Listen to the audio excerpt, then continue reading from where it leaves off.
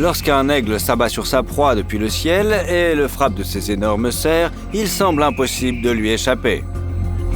Mais nous allons maintenant montrer des cas étonnants où des aigles se sont trompés d'adversaires et ont reçu une telle réponse qu'ils ont sauvé leur propre vie dans la panique. Lorsque ce faucon a attaqué un poulet avec ses poussins, il ne s'est pas rendu compte qu'il avait affaire à un fan de MMA. La poule la plus ordinaire s'est avérée être une combattante extraordinaire. Non seulement elle a réagi à la vitesse de l'éclair à l'attaque et a pu repousser ses petits poussins, mais elle n'a pas laissé partir l'agresseur et s'est engagée dans le combat. Le faucon s'est défendu sauvagement. Assis sur sa queue, il pouvait mettre ses deux pattes aux griffes acérées contre l'ennemi. Mais la poule n'en a rien à faire. Elle ne veut pas le laisser quitter le sol et s'envoler. Apparemment, elle a décidé de donner une leçon à ce prédateur effronté.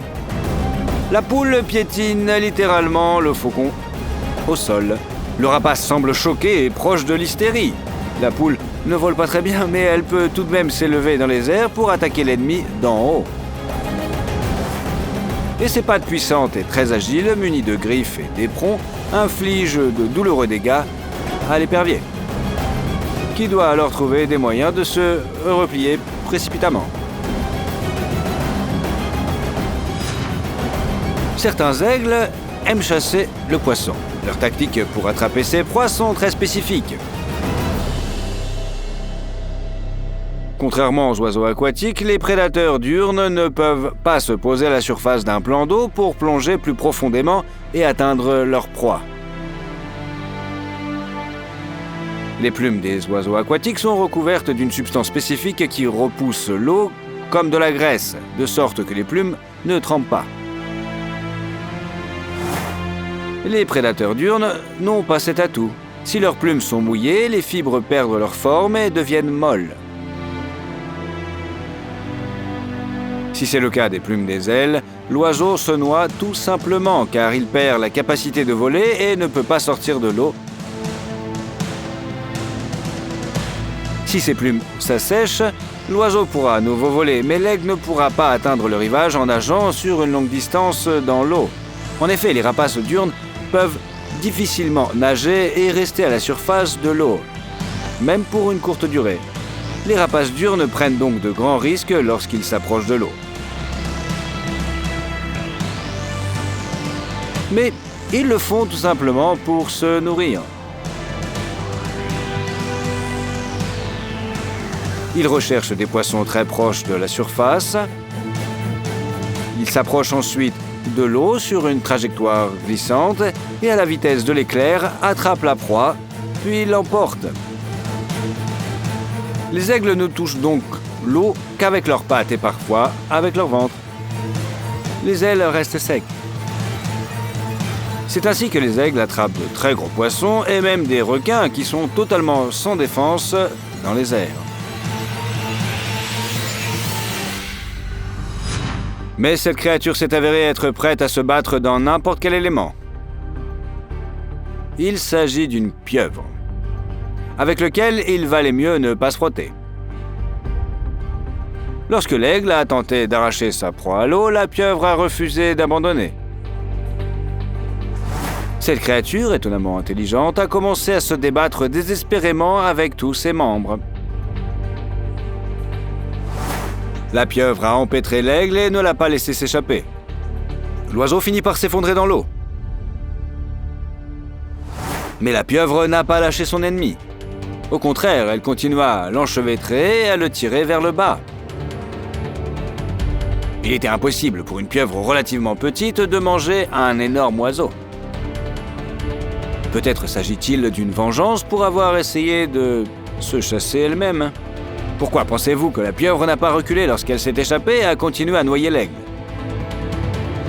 Quoi qu'il en soit, l'oiseau est condamné. Il a dû regretter d'avoir attrapé non pas un poisson sans défense, mais cette tache rouge qui s'est avérée être un véritable monstre. Heureusement pour l'oiseau, il a été repéré par des personnes sur le bateau qui ont utilisé un bâton pour sauver le chasseur à plumes de la pieuvre. Et vous, seriez-vous intervenu dans cette bataille? Allez, mets-le dans les commentaires. Cet aigle à tête blanche a vu de loin un renard porter sa proie. L'oiseau aurait pu attacher le prédateur roux lui-même, mais il a décidé de se contenter de son repas. L'aigle s'est jeté sur la cible et a saisi la proie directement dans la gueule du renard. Mais il semble qu'ils ont sous-estimé le prédateur. Il s'est avéré que le renard peut être un animal têtu et très fort. Il n'a pas desserré les mâchoires malgré l'attaque soudaine et s'est levé du sol. L'aigle n'était pas préparé à cette tournure des événements et a ralenti. Le renard, quant à lui, a réussi à faire bouger ses pattes pour priver l'oiseau de son équilibre. Finalement, l'aigle lâcha le renard et sa proie et s'enfuit. Affamé. La bravoure de ce renard et sa réaction méritent votre like, n'est-ce pas?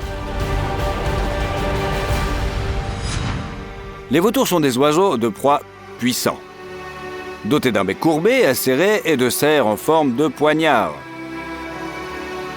Mais ces oiseaux à plumes ne chassent pas. Au contraire, les vautours ont un réel talent pour trouver les proies tombées au sol.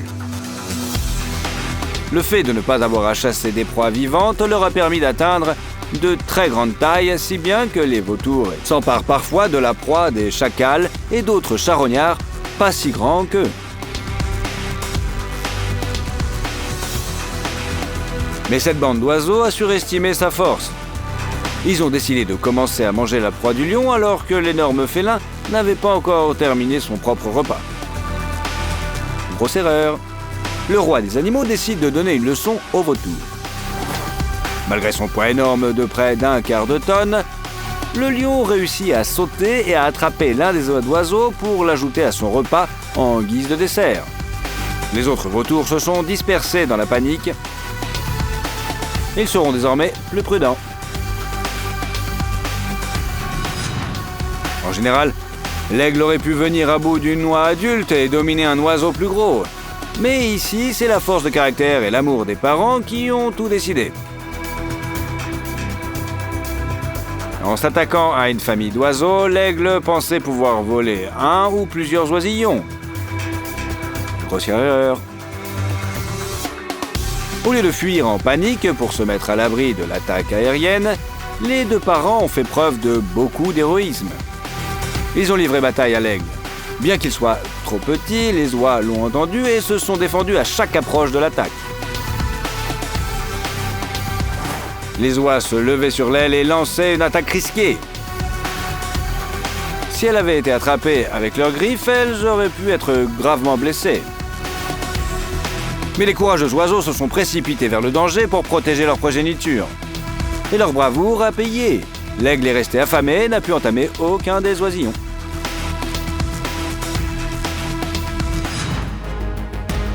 Le faucon a attaqué le canard et a réussi à lui donner un coup écrasant.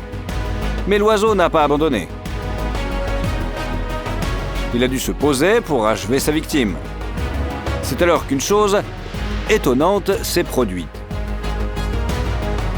Tout près de lui se trouvait un groupe d'oies. Chacune d'entre elles était beaucoup plus grande que l'épervier. Elles attaquaient le rapace alors que celui-ci ne manifestait aucune agressivité à leur égard. Peut-être que les oies étaient-elles fascinées par la bravoure du canard qui luttait vaillamment pour sa vie. Ou peut-être voulaient-elles simplement chasser le prédateur de leur territoire. Qu'en pensez-vous? Faites-nous part de votre avis dans les commentaires. Finalement, dans cet étonnant cas d'entraide entre espèces, les oies ont réussi à arracher le canard à l'oiseau de proie. Le faucon ne s'attendait pas à une telle agressivité de la part d'oiseaux grands et nombreux, et il a donc battu en retraite. Certes, le canard a tout de même subi des blessures mortelles. C'est triste, mais le courage des oies est digne de respect, n'est-ce pas? Après tout, elles ne se sont pas précipitées pour tuer le canard, ce qui signifie que leur agression était dirigée spécifiquement contre le prédateur. En outre, les oies sont restées près du canard pendant un certain temps, comme si elles le gardaient.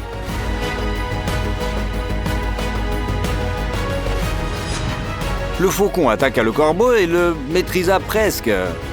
Mais l'oiseau noir était trop têtu pour abandonner si facilement. Il n'a aucune chance et ses forces s'amenuisent peu à peu à mesure que les serres acérées du rapace lui enserrent le bec, la gorge et l'estomac. Sauf que le faucon lui-même est presque paralysé. Le combat avec le corbeau lui prend toutes ses forces. Pendant ce temps, d'autres corbeaux sont arrivés sur le lieu des événements. Ils ne sont pas restés à l'écart et n'ont pas regardé l'affrontement avec crainte. Au contraire, ils se sont jetés sur le prédateur pour sauver leurs congénères. L'aide de l'autre corbeau, bien qu'admirable, ne soulève pas de questions. Peut-être sont-ils membres du même clan. Mais le plus étonnant, c'est que des pies, c'est-à-dire des membres de notre espèce, se sont jointes à l'opération de sauvetage. C'est comme si des léopards essayaient de protéger des lions contre des hyènes ou que des renards prenaient la défense de loups face à un ours. Une telle entraide interespèces est extrêmement rare. Même cet épisode ne fait que confirmer l'intelligence des corbeaux, qui sont capables de s'unir contre un prédateur même avec ceux qui ne leur ressemblent pas trop. Qu'avez-vous pensé de cet épisode ? Faites-nous part de votre avis dans les commentaires. L'aigle se sentait invulnérable tout en haut de son arbre. Mais les branches étaient trop fines pour le grand prédateur, comme les hyènes ou les lions. Mais l'aigle avait manifestement sous-estimé le léopard. Le prédateur tacheté est si agile qu'il a pu s'approcher de l'aigle à travers les branches les plus fines et se jeter sur l'oiseau avant qu'il ne se rende compte qu'il était en danger. Un léopard n'est pas un négligé. Le chat s'est attaqué à l'aigle sans difficulté, saisissant la gorge de l'oiseau avec ses mâchoires. Le pauvre oiseau n'avait vraiment aucune chance. L'aigle royal est considéré comme l'un des oiseaux les plus forts de la planète. Il est capable de chasser même de jeunes loups. Ces oiseaux de proie utilisent les tactiques typiques des oiseaux de proie, mais ils les perfectionnent en volant très haut au-dessus de leur proie, puis en repliant leurs ailes et en se laissant tomber avec leurs pattes griffues devant eux. L'aigle royal ne replie pas complètement ses ailes. Il contrôle toujours la direction de la chute et peut l'arrêter presque instantanément pour redécoller.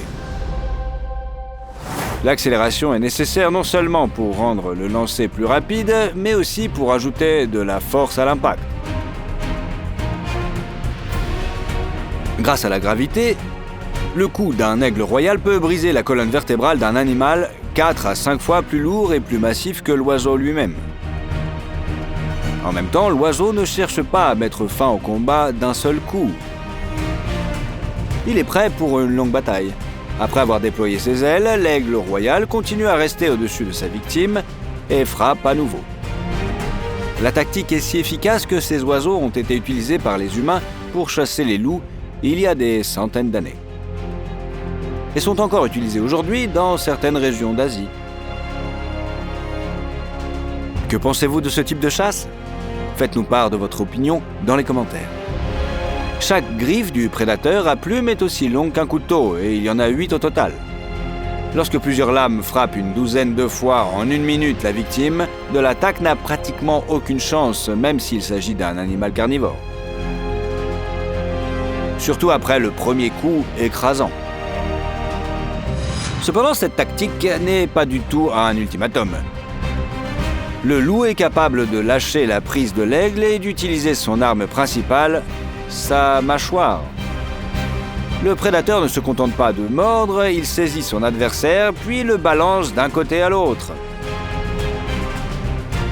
Cela désoriente l'oiseau et ne lui permet pas de retrouver son équilibre, tout en lui causant de graves dommages. L'aigle royal ne peut tout simplement pas atteindre les yeux du loup avec ses griffes, car ses mâchoires le projettent au sol comme un chiffon mouillé. Chaque coup fait craquer les os légers et creux de l'oiseau. Et lorsque le loup atteint la gorge de l'aigle, il n'a aucune chance. Cet aigle royal a décidé d'utiliser son tour préféré sur un énorme chien de berger. Il semblerait que le chien soit derrière le loup en termes de force et de fureur. Et c'est souvent le cas. Sauf que l'aigle royal ne connaît pas les races de chiens. C'est un vrai combattant cette fois.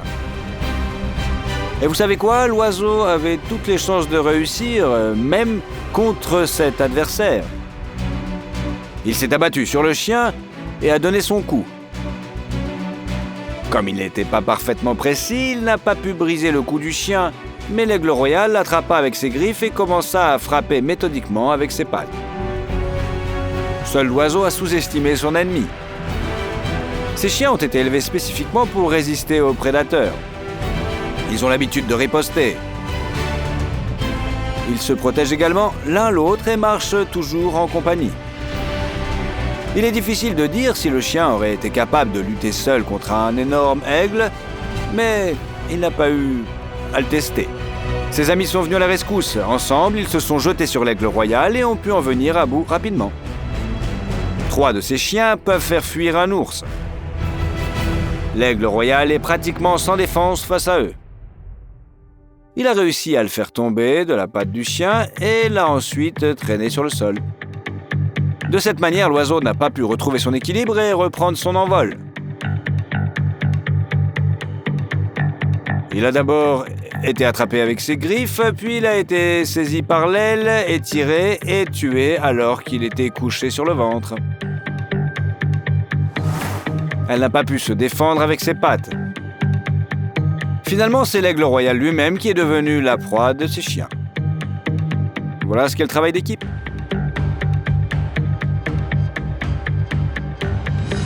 Il existe un stéréotype selon lequel les cygnes sont des oiseaux doux et innocents, avec une courbe élégante du cou et un caractère plutôt doux. Il est vrai qu'ils sont élégants et que la monogamie catégorique de ces oiseaux semble romantique au goût de l'homme. Mais dans la nature, les cygnes ont un autre trait de caractère dont on ne parle généralement pas. Ces beautés blanches sont de vrais durs à cuire dans le monde des oiseaux. Lorsqu'un couple de cygnes s'installe, personne d'autre ne s'installe. Ils ravagent les nids des autres, poursuivent, battent et noient les représentants d'autres espèces. En général, ils s'approprient tout le plan d'eau qu'ils ont choisi, même si sa superficie est beaucoup plus grande que celle dont ils ont besoin pour vivre. Cet aigle ne connaissait manifestement pas les habitudes des cygnes. Il capturait tranquillement des poissons et d'autres créatures marines, et il s'intéressait déjà aux oiseaux blancs eux-mêmes, les considérant comme un dîner potentiel. Pourquoi? Des griffes acérées, oui, un bec puissant aussi. Un aigle grand et fort ne pourrait-il pas s'attaquer à un cygne? Il s'avère que non. Le cygne lui-même s'est lancé dans une attaque agressive et l'aigle a été simplement choqué par la pression avec laquelle il a décidé d'attaquer. Le prédateur diurne était en eau peu profonde, l'eau atteignait à peine son ventre, mais le cygne, bien qu'il ne soit pas armé de griffes ou d'un bec acéré, est d'une force telle pour un oiseau qu'il pourrait saisir l'aigle avec son bec et l'entraîner dans les profondeurs pour noyer l'invité indésirable. L'aigle doit fuir. Avez-vous déjà vu de telles scènes au cinéma lorsqu'un personnage est tellement désespéré qu'aucune menace ne peut l'atteindre? Il s'est passé quelque chose de semblable ici, mais dans la réalité et dans le monde de la faune. Cet aigle royal est assez fort pour chasser même les jeunes cerfs. Le renard est peut-être une cible sérieuse, mais ce n'est pas un adversaire dangereux. L'aigle royal est habitué à ce que les renards aient peur de lui, qu'ils s'enfuient et qu'ils mettent le dos en l'air pour qu'ils puissent creuser. Nous ne savons pas quel drame s'est produit dans la vie de ce combattant roux. Peut-être s'est-il battu avec son renard, qu'il a perdu un bon terrain de chasse. Quoi qu'il en soit, lorsque le renard a remarqué le déclin de l'aigle, il n'a même pas eu l'idée de s'enfuir. L'oiseau était sous le choc. Il pensait peut-être que le renard ne l'avait pas remarqué. L'aigle ne sait pas à qui il a affaire, alors il se pose et attaque de front le renard pour l'effrayer et le faire paniquer. Cela n'a pas fonctionné, le renard est resté là, à fixer l'aigle comme pour lui dire « Allez, viens mon coco, viens, tu me menaces ? Montre-moi ce que tu sais faire alors !» En même temps, le renard est nettement inférieur à l'aigle royal en ce qui concerne les qualités de combat. C'est pourquoi il n'attaque pas le premier. Mais la dureté de caractère de la rousse fait trembler le dangereux rapace et le fait reculer. Les aigles royaux et autres grands aigles qui vivent dans les montagnes peuvent chasser des ongulés 10 à 15 fois plus lourds qu'eux. Même pour les puissants prédateurs à plumes qui manient des griffes de poignard, cette différence est trop importante pour un combat normal. C'est pourquoi les oiseaux utilisent la gravité comme une arme. De tels aigles sont assez forts pour utiliser l'accélération et l'accélération pour soulever un bouquetin ou un bélier adulte et ensuite le jeter d'une falaise directement dans l'abîme. L'ongulé ne parcourt pas une si grande distance dans les serres du prédateur à plumes, mais l'oiseau calcule tout de manière à ce qu'il y ait une grande profondeur sous la victime lorsque la prise de ses pattes griffues se relâche. La victime finit par s'effondrer sur le sol et il ne lui reste plus qu'à s'envoler pour commencer son repas. Plutôt cool, non ? Mais les ongulés eux-mêmes n'aiment pas ce plan. Cet herbivore a décidé d'infliger à l'aigle royal une rebuffade dont il se souviendra toute sa vie. Alors que l'oiseau lui assène un coup écrasant sur le dos, l'herbivore se jette en bas d'une corniche abrupte.